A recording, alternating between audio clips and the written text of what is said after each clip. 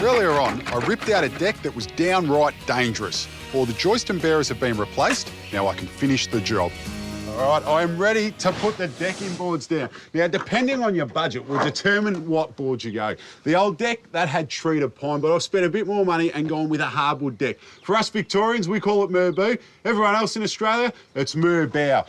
You want to make sure that you put the reed side down because we've all seen what happens when you don't. And that way, we know that we've got airflow going between the board and the joist.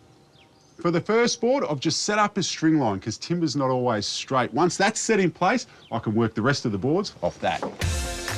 To give the job an added polish, a countersink tool for your drill will give you uniform hole depth and make the whole thing neater.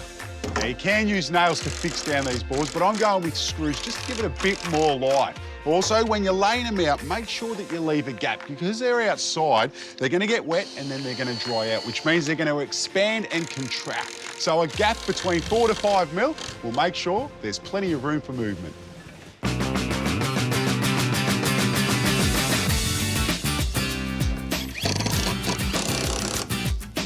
How good does that look?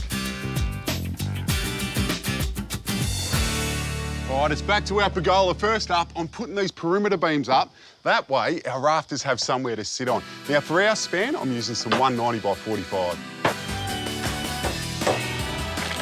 Our maximum span here is 3.6 metres. If you're going longer than that, then bigger timber beams will be needed.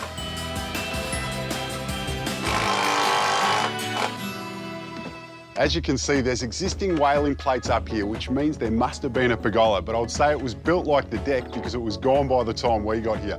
The good thing is, but the whaling plates are in good condition, so I can reuse them, and I'm going to sit the rafters in each of the notches and nail them off to our perimeter beam.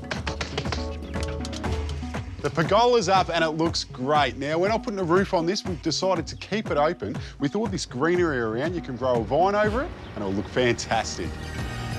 But it's important to protect the deck and keep it looking good. A couple of coats of decking oil will make it look even better. Just make sure the deck is clean and dry before application. Beautiful.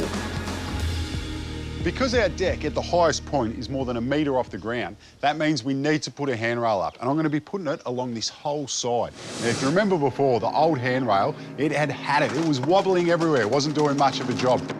But now, because we've tied these posts into the subfloor, it's made everything nice and sturdy. The first thing I'll do is put the top rails on.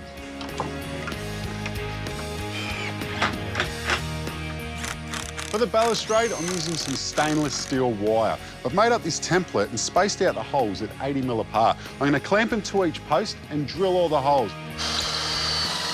And remember to drill each hole from both sides of the post. Don't go all the way through, or you could blow out the timber as the drill comes out the other side. Once that's done, we can pull the stainless steel wire through, and at each end, I'm using these DIY tensioners. They're great because there's no crimping involved.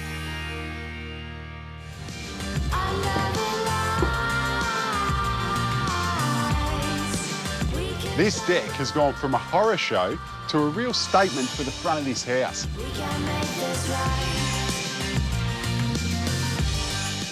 And you know what? Because it's been built right, well, it'll probably outlast me.